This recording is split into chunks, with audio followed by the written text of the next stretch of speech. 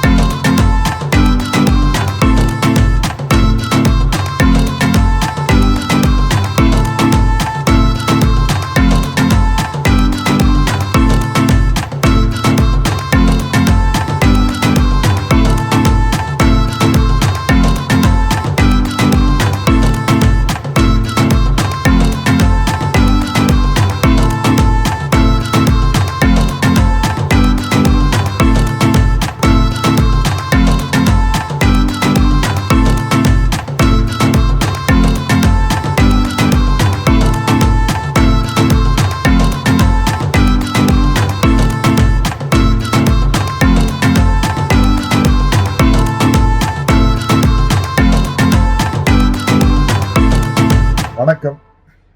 அன்பு நண்பர் இளையராஜாவோட தயாரிப்புல, நரேந்திரமூர்த்தியுடைய இயக்கத்துல நான் ஒரு படம் பண்றேன்.